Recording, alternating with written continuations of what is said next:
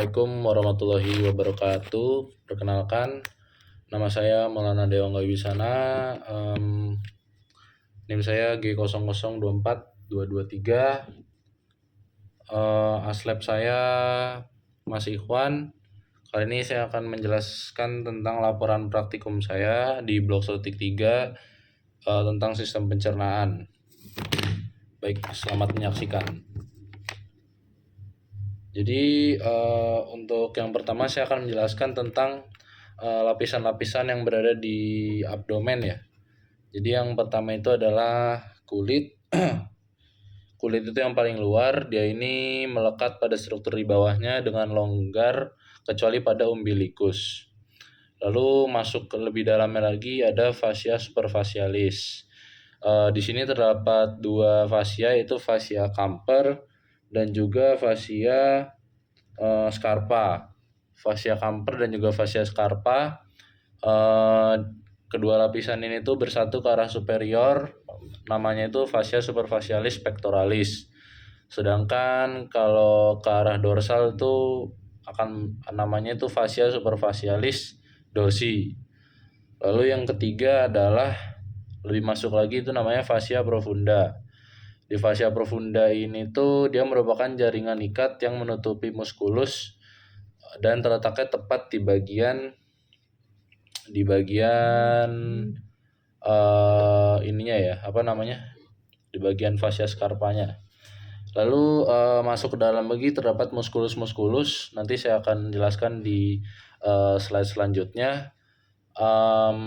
Lalu masuk lebih dalam lagi ada yang namanya fascia transversalis. Fascia transversalis sendiri ini tuh dia itu lapisan berkelanjutan dari fascia profundus yang memagari cavitas abdominalis dan melanjut ke cavitas pelvis. Lalu lebih dalam lagi ada namanya fascia extraperitoneal. Dia ini yang memisahkan antara peritoneum dan juga fascia transversalis. Lalu yang paling dalam adalah peritoneum. Dia ini bagian parietal yang paling dalam, namanya peritoneum parietal. Itu tadi untuk yang anteriornya, dan untuk yang posterior sendiri itu ada si kulit, lalu masuk ke fascia superficialis, lalu muskulus. Nanti saya akan jelaskan juga di slide selanjutnya. Lalu ada fascia extraperitoneal dan fascia parietal. Baik, selanjutnya untuk pertanyaan nomor 2 saya akan menjelaskan tentang muskulus yang atau otot yang ada di abdomen ya. Jadi yang pertama itu adalah musculus obliquus externus. Dia ini otot yang terletak di sisi luar rectus abdominis, yang serabut ototnya itu berjalan miring ke bawah dan ke dalam. Fungsinya itu untuk membantu rotasi tubuh dan fleksi lateral, membungkuk ke samping. Lalu ada musculus obliquus internus.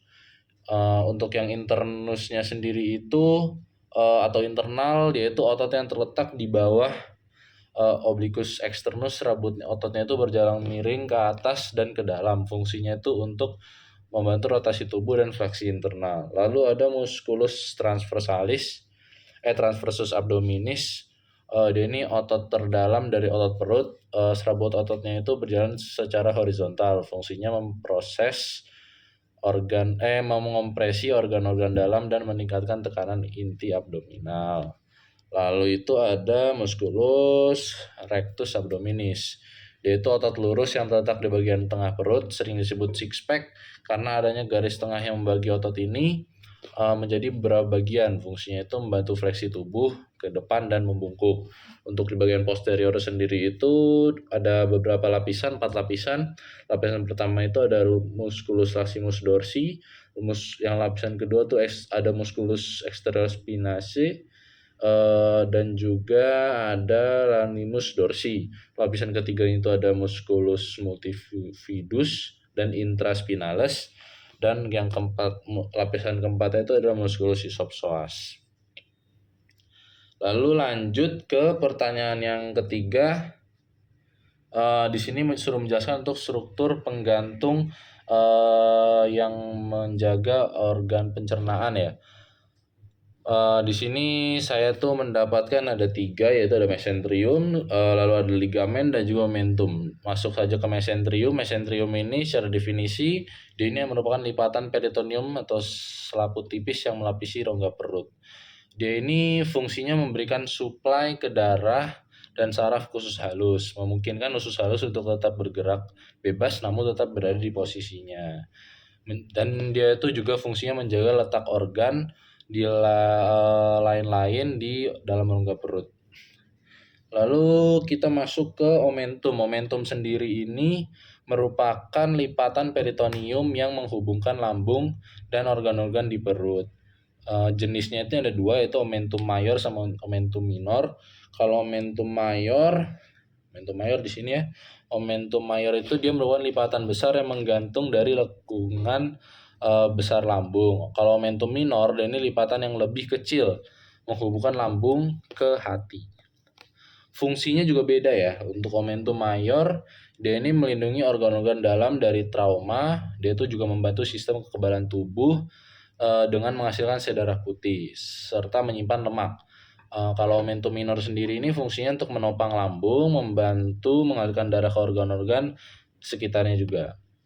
Lalu yang ketiga ini adalah ligamen. Ligamen ini juga yang merupakan yang lumayan penting ya. Dia ini jaringan ikat fibrosa yang menghubungkan satu tulang atau organ ke tulang atau organ lainnya. Dia ini fungsinya menstabilkan posisi organ pencernaan, membatasi gerak organ agar tidak terlalu bebas. Contohnya ini ada di sistem pencernaan namanya ligamen gastrokolik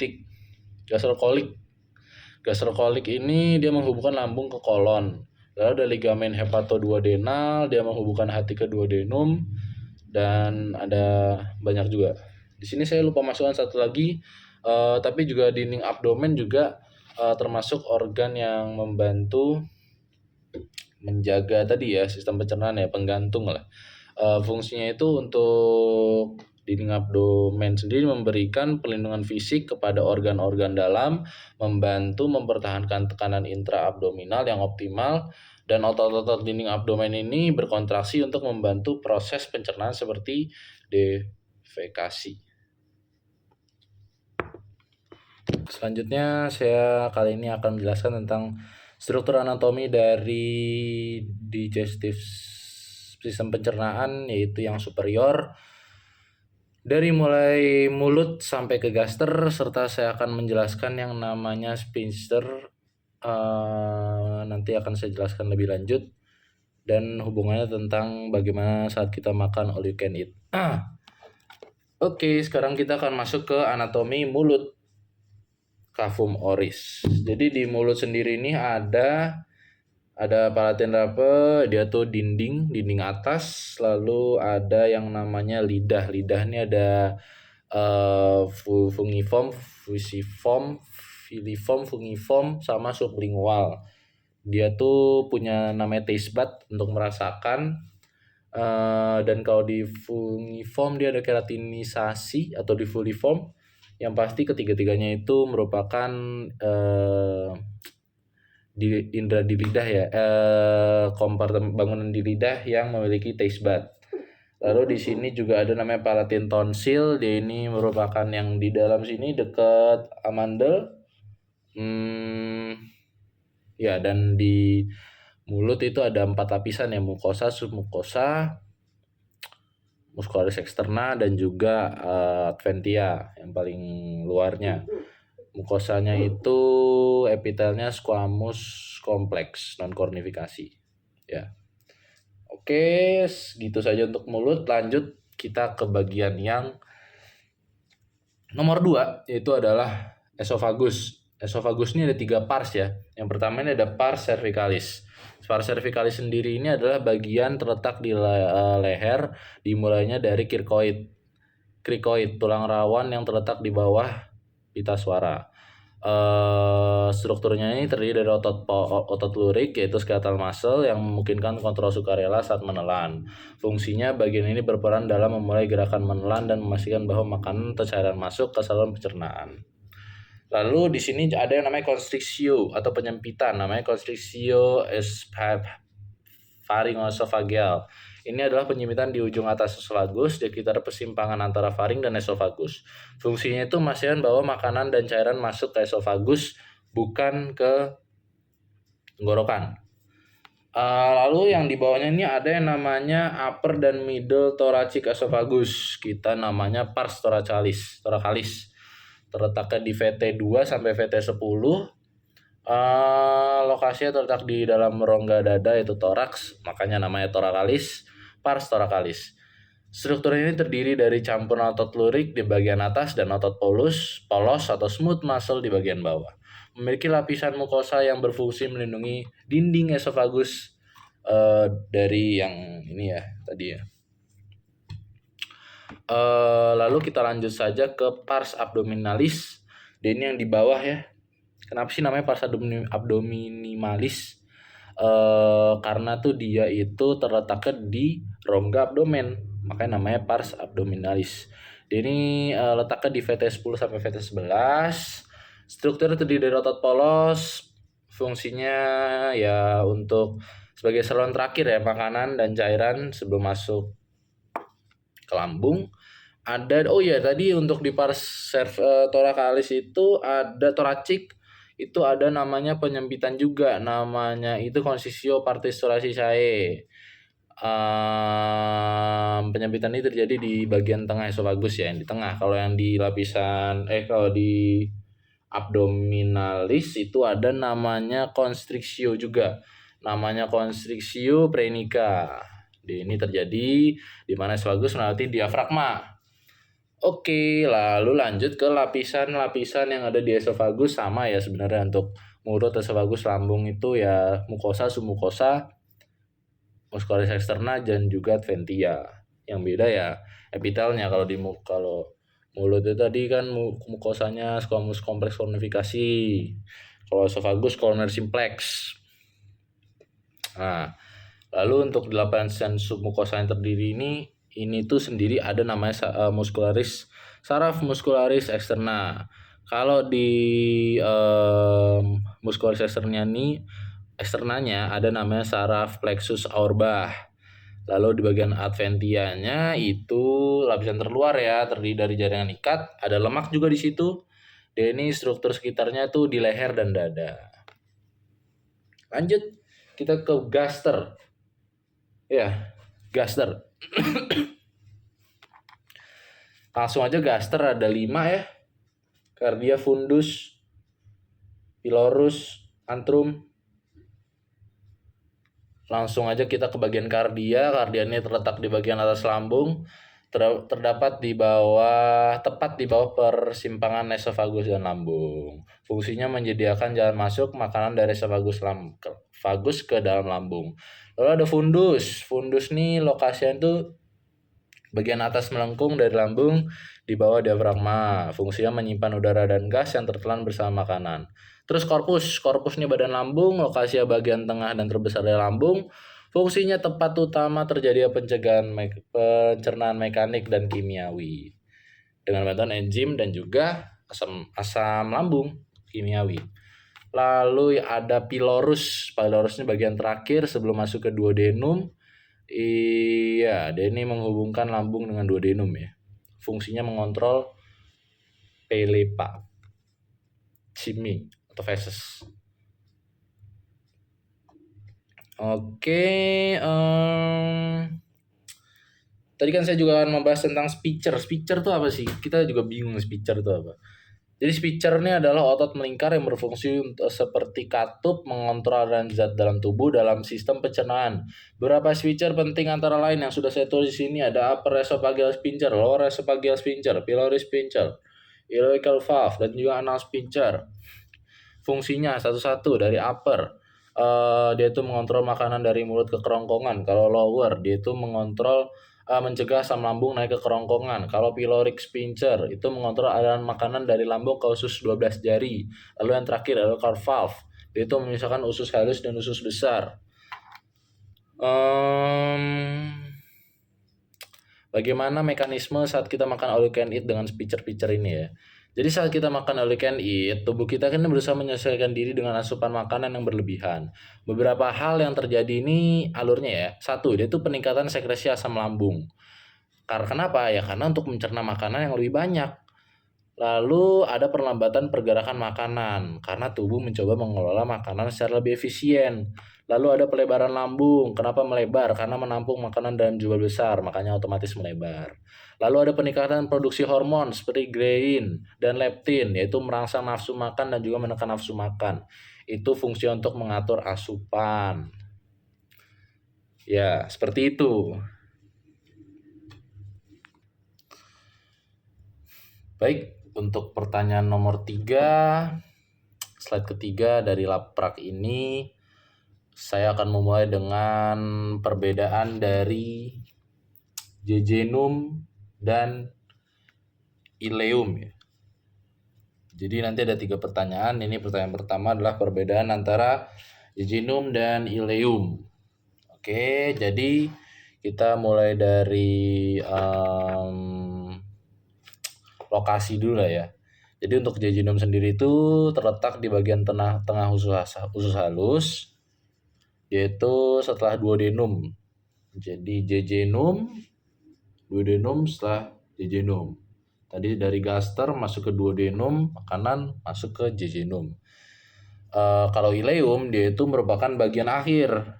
Jadi habis jejunum tuh ileum. Dia tuh bermuara ke usus besar. Dari panjangnya sendiri itu jejunum tuh lebih pendek dibandingkan ileum, sekitar 2,5 meter. Kalau ileum tuh lebih panjang, sekitar 3-4 meter. Sekarang kita ke dinding ususnya. Jejunum tuh dinding ususnya itu lebih tebal dan lebih banyak mengandung pembuluh darah. Sementara ileum dinding ususnya tuh lebih tipis dan lebih sedikit mengandung pembuluh darah. Sekarang kita ke struktur mikroskopisnya lah ya. Villi. Jadi proyeksi seperti jari yang melapisi dinding usus, villi pada jejunum itu lebih panjang dan lebih tebal, menyediakan luas permukaan yang lebih besar untuk penyerapan nutrisi. Villi pada ileum lebih pendek dan lebih sedikit. Mikrovillinya sendiri itu proyeksi mikroskopis pada permukaan villi yang semakin meningkat luas permukaan itu meningkatkan luas permukaan untuk penyerapan. Lalu kita lihat dari suplai darah. Di jejunum itu memiliki suplai darah yang lebih kaya dibandingkan ileum, yang mencerminkan peran utamanya dalam penyerapan nutrisi, aktivitas nutrisi. Lalu ada aktivitas enzimatik, ya keduanya memiliki enzim pencernaan, namun aktivitas enzimatik dari si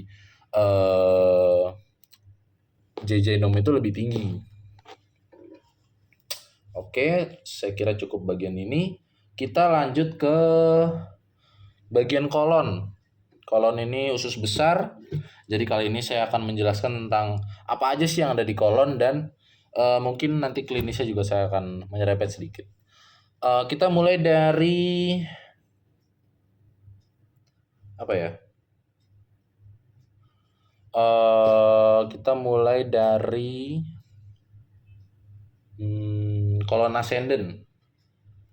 Ya, kita mulai dari kolon ascendent lah ya. Kolon ascendent ini dia tuh bagian kolon yang naik ke atas di sisi kanan perut. Ya, dia naik ke atas di sisi kanan perut. Dia tuh naik ke transversum ya. Iya, dia tuh naik ke transversum, kolon transversum. Nah, kolon transversum ini bagian yang melintangnya. Melintang di perut. Lalu ada kolon sigmoid. Sigmoid itu kolon descendant dulu. Kolon descendant tuh yang bagian turunnya lagi. Jadi habis kolon ascendant, kolon transversum, masuk ke kolon descendant, lalu terakhir ke kolon sigmoid dan berakhir di anus rectum. Jadi kolon ascendant atau usus besar ini tuh memiliki struktur yang lebih sederhana dibandingkan usus halus ya. Namun memiliki peran penting dalam proses sisa-sisa makanan dan pembutuhan feses serta penyerapan air. Jadi ada yang namanya taenia coli, yaitu 3 pita otot longitudinal yang berjalan sepanjang kolon. Kontraksi taenia coli menyebabkan terbentuknya haustra, yaitu kantong-kantong yang memberikan tampilan khas pada kolon. Haustra sendiri ini yaitu ya tadi kan kantong-kantong tadi. Lalu ada juga yang namanya epicloic appendix, yaitu penonjolan kecil berisi lemak yang menempel pada permukaan kolon. Nah, di kolon sendiri ini juga ada beberapa korelasi klinis ya. Yang pertama itu ada sembelit, di mana kita tuh ya di bagian rektumnya agak susah untuk buang feses. Lalu ada diare. Diare ini disebabkan karena bakteri. Jadi penyerapannya itu kurang ya di kolon. Lalu ada kanker kolon. Untuk kanker kolon sendiri ya berhubungan dengan kanker ya. Lanjut, yang terakhir saya akan menjelaskan tentang anatomi anus. Kalau di pertanyaan itu anatomi tentang pembuangan feses. Di sini saya menganggap ini adalah saya akan menjelaskan tentang anatomi anus dan rektum. Pertama saya akan menjelaskan tentang rektum dulu ya. Rektum, jadi rektum adalah bagian akhir dari saluran pencernaan.